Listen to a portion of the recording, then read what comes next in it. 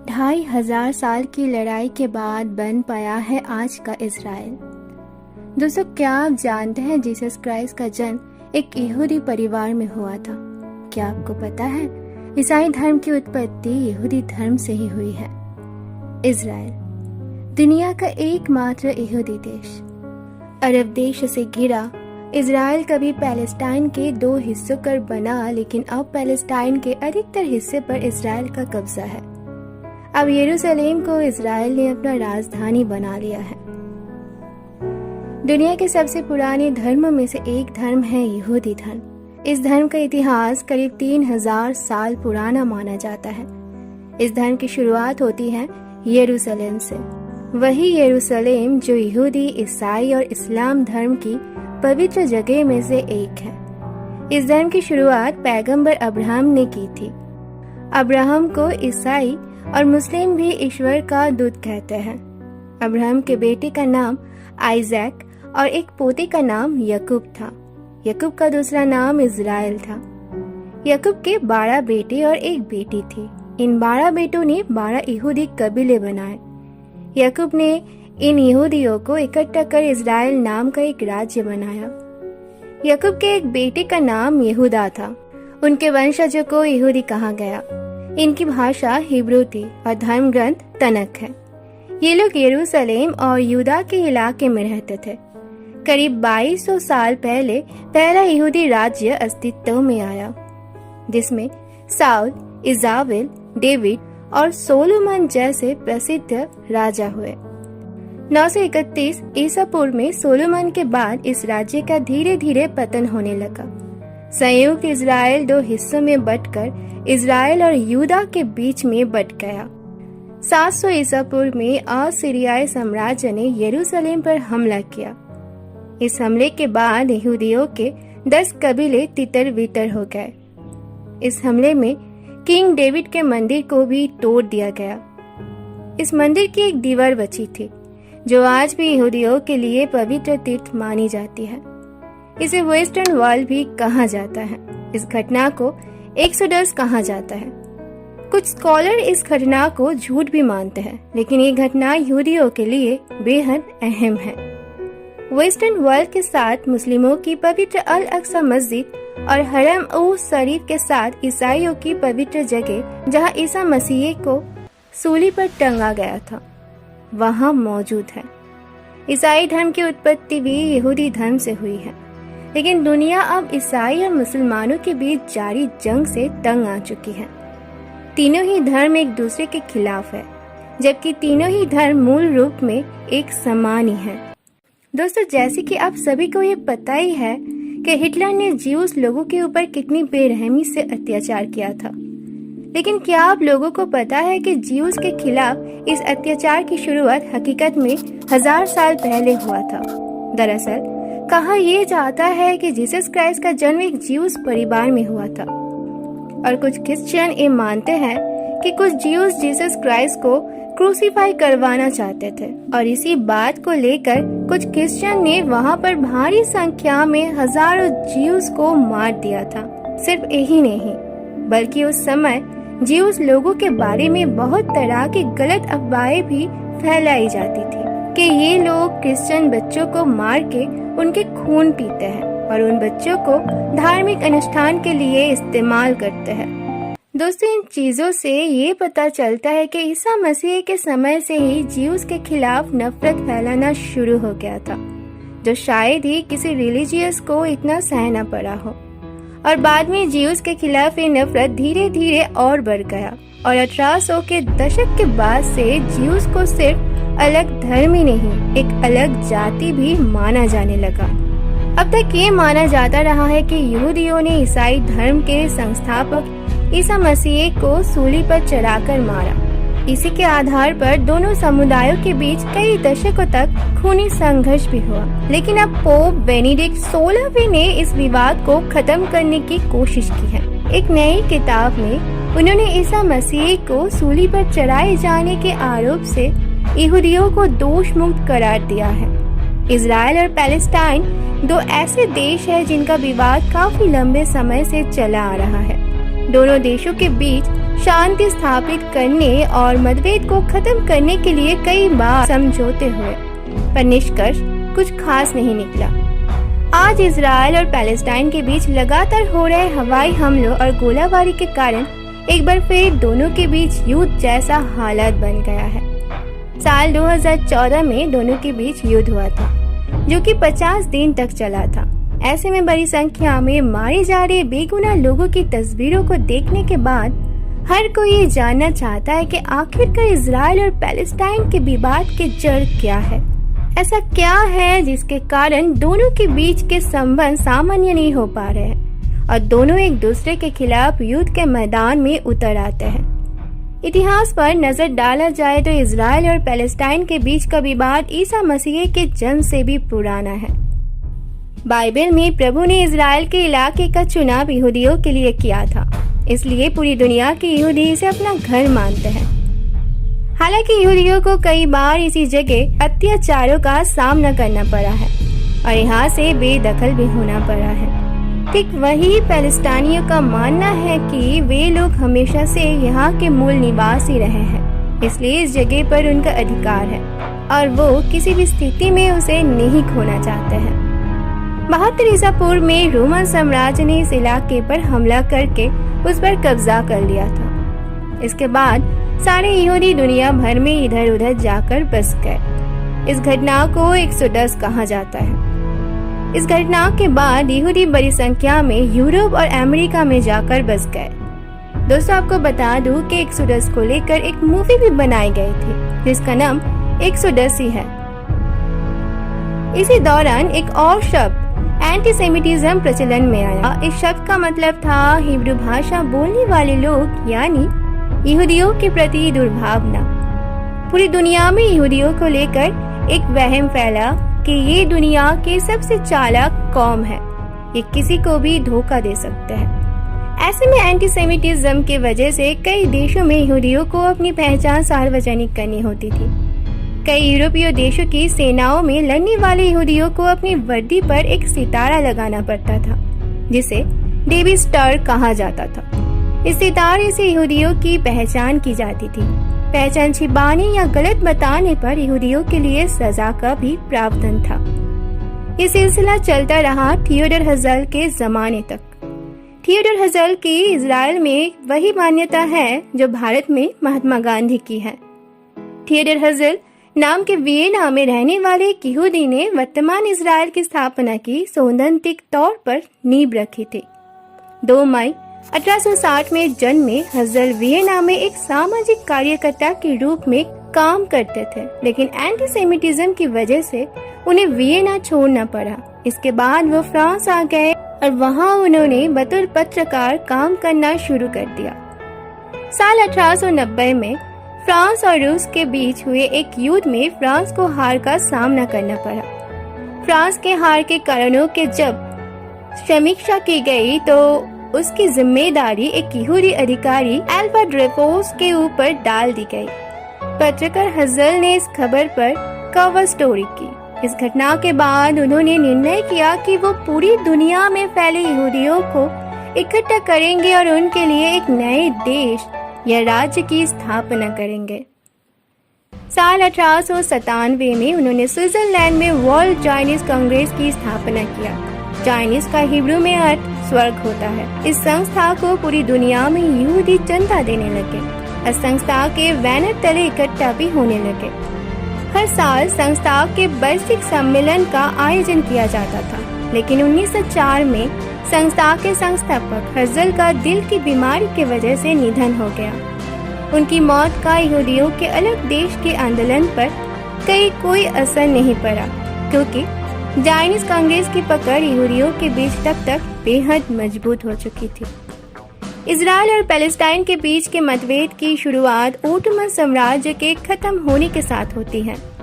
उस दौर में तुर्की और उसके आसपास के इलाकों में ओटोमन साम्राज्य का परचम लहराता था। इस दौरान पूरे यूरोप में राष्ट्रवाद का व्यापक प्रभाव देखा जा रहा था। कई देश टुकड़ों टुकड़ों में बटे थे। राष्ट्रवाद की लहर इन्हें एक कर रही थी। इटली और जर्मनी जैसे देश राष्ट्रवाद के नाम पर एक हो रहे थे। इसका प्रभाव यहूदियों के बीच भी देखने को मिला। राष्ट्रवाद की भावना यहूदी लोगों के बीच जगी। उन्हें अपने पवित्र स्थान पर दोबारा जाकर बसने की लालसा उठी। यही से जियोनिस्ट आंदोलन की शुरुआत होती है। 19वीं शताब्दी में यहूदियों की ये पवित्र भूमि फिलिस्तीन के नाम से जानी जाती थी। इस दौरान पूरे यूरोप में यहूदी बिखरे हुए थे। उनके साथ यूरोप में काफी शोषण होता आया था। जियोनिस्ट आंदोलन के दौरान शुरुआत में छोटे स्तर पर यहूदियों का पलायन फिलिस्तीन की ओर हुआ। इसके बाद आता है प्रथम विश्व युद्ध का दौरा। 1917 में बेलफोर डिक्लेरेशन हुआ।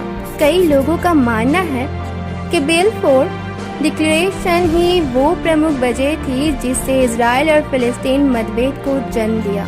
1917 में प्रथम विश्व युद्ध के दौरान जब ओटोमन हारने की कगार पर था, उस समय ब्रिटेन की विदेश मंत्री सर ऑटर वॉलपोर ने एक डिक्लेरेशन जारी किया।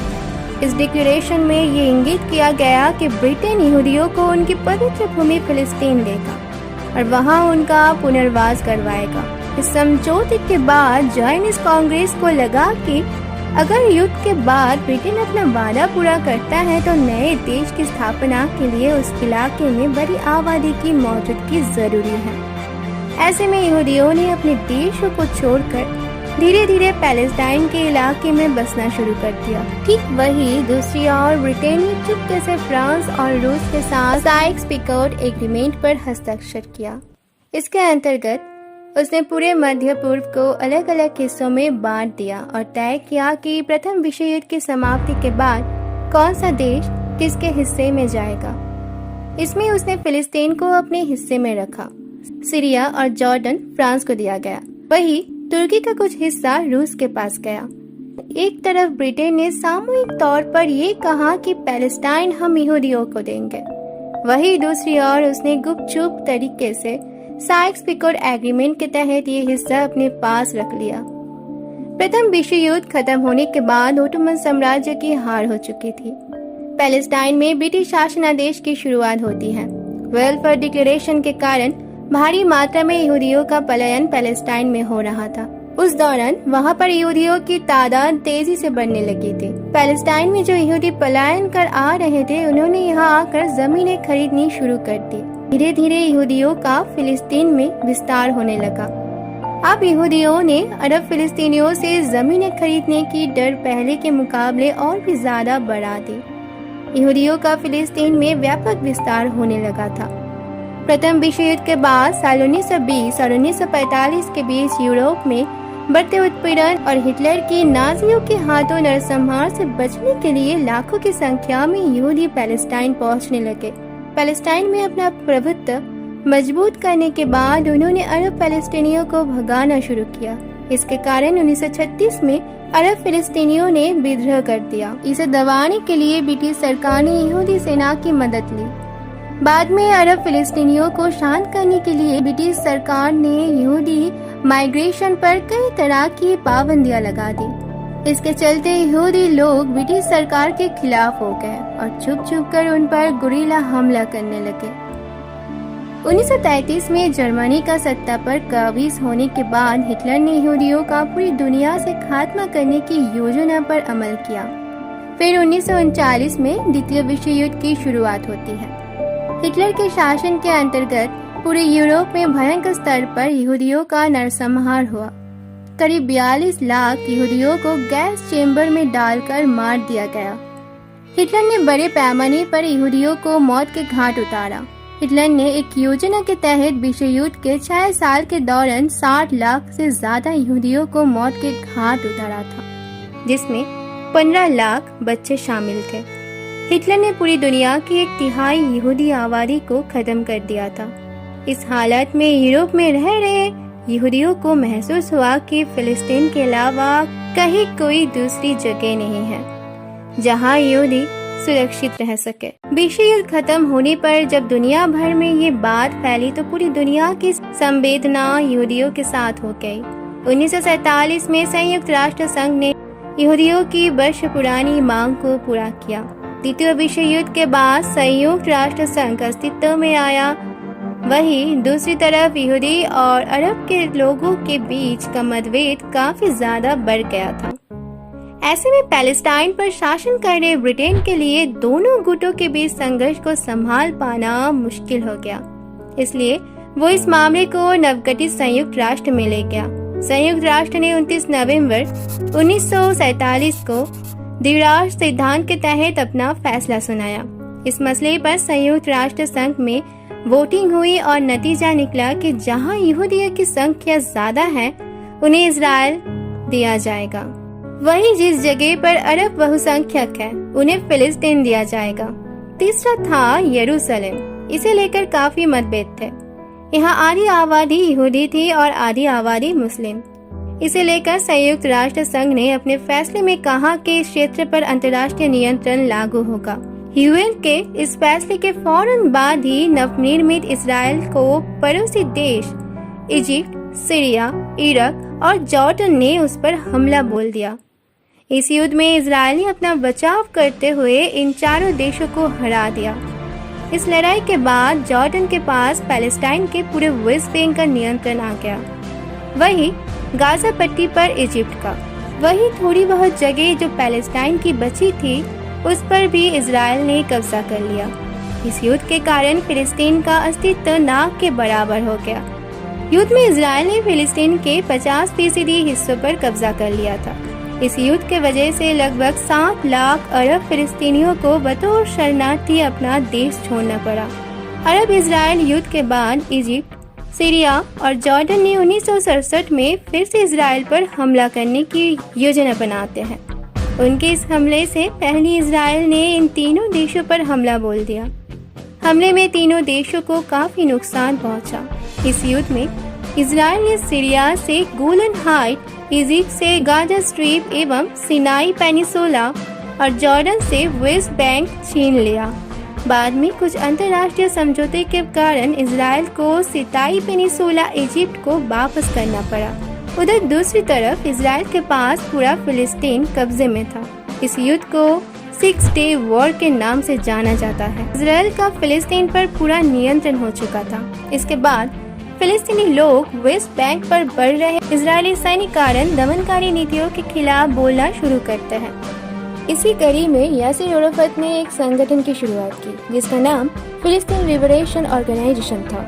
इस संगठन ने कई छोट मोट बमबारी की। विदेशों में स्थापित इजरायली एम्बेसी पर हमला भी किया। इजराइल के कई विमान हाईजैक किए गए। इस दौरान इस देश में हिंसा बढ़ने लगी थी। तत्पश्चात एक बहुत बड़ा परिवर्तनकारी दौर आता है। दोनों देशों के बीच शांति स्थापित करने के लिए 1993 में ओस्लो एकॉर्ड समझौता होता है।